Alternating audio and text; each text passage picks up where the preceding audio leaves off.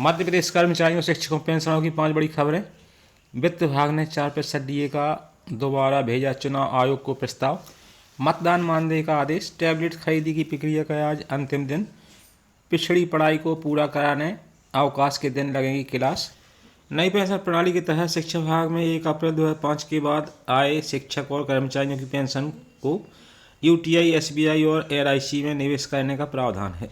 इसके अलावा अन्य बैंक में निवेश करने पर संबंधित शिक्षक और कर्मचारी से सहमति लेते हुए नोडल अधिकारी से अनुमति लेनी पड़ती है। नई पेंशन स्कीम में घोटाला सामने आया है।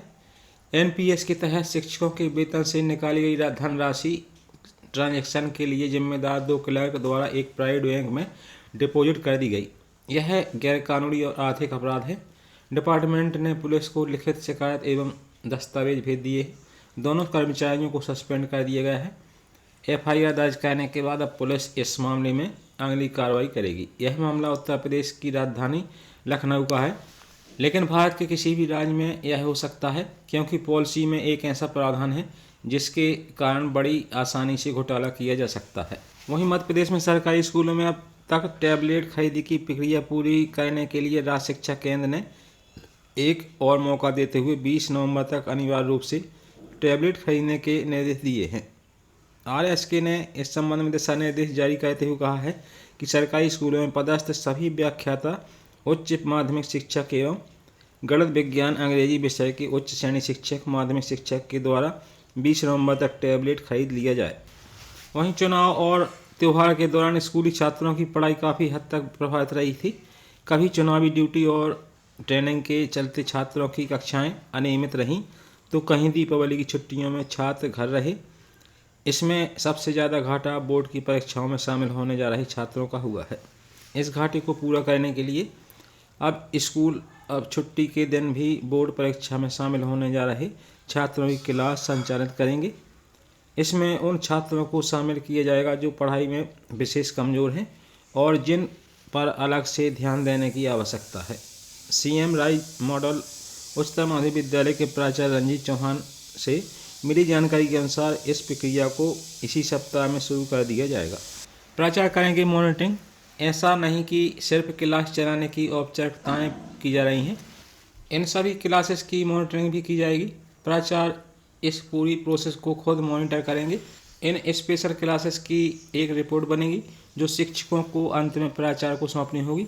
साथ ही छात्र में कितनी प्रगति हुई है इसका भी ध्यान रखा जाएगा। विधानसभा चुनाव ड्यूटी में लगे लाखों कर्मचारियों को ड्यूटी के दौरान ही मानदेय भुगतान करने का मुख्य निर्वाचन पदाधिकारी ने आदेश किया था, लेकिन इंदौर कलेक्टर को छोड़कर किसी ने भी पालन नहीं किया। मध्य प्रदेश कर्मचारी मंच ने आरोप लगाते हुए मुख्य सचिव को पत्र लिखकर चुनाव ड्यूटी में लगे कर्मचारियों को तत्काल मानदेय भुगतान कराने की मांग की है। प्रांत अध्यक्ष अशोक पांडे ने बताया कि मध्य प्रदेश निर्वाचन आयोग ने चुनाव ड्यूटी में लगे लाखों कर्मचारियों को मानदेय भुगतान के लिए चुनाव से पूर्व ही बजट राशि जिला निर्वाचन अधिकारियों को आवंटित कर दी थी। इसके आधार पर ही इंदौर कलेक्टर ने चुनाव ड्यूटी के बाद 17 नवंबर को 10,800 कर्मचारियों को मानदेय 1.18 करोड़ रुपए भुगतान कर बैंक में भेज दिया है। जबलपुर कलेक्टर ने नया आदेश जारी कर कर्मचारियों को चुनावी ड्यूटी का मानदेय भुगतान के कर्मचारियों के विभागों के जिला अधिकारियों को निर्देश दिए हैं। जब आयोग ने चुनाव ड्यूटी मानदेय भुगतान राशि कलेक्टरों को आवंटित की है, तो विभाग किस आधार पर मानदेय भुगतान करेगा? वे भुगतान करने में जानबूझकर लापरवाही कर रहे हैं। वहीं इंदौर को छोड़कर किसी भी जिले में चुनावी कर्मचारियों को मानदेय का भुगतान अभी तक नहीं हुआ है। वैसे भी अधिकारी पूर्व में कर्मचारियों को चुनाव ड्यूटी का मानदेय का भुगतान वर्षों बाद भी नहीं करते थे। वहीं प्रदेश के 7 लाख से अधिक नियमित कर्मचारियों अधिकारियों का महंगाई भत्ता अगले सप्ताह 4% बढ़ाया जा सकता है। वित्त विभाग ने दोबारा चुनाव आयोग से महंगाई भत्ता 42 से बढ़ाकर 46% करने की अनुमति मांगी है। विभाग ने मतदान के पहले प्रस्ताव भेजा था, लेकिन तब आयोग ने अनुमति नहीं दी थी। केंद्र सरकार अपने कर्मचारियों का जुलाई 2023 से 46% की दर से महंगाई भत्ता दे रही है। पेंशनों की महंगाई राहत में भी इसी तरह वृद्धि की गई है।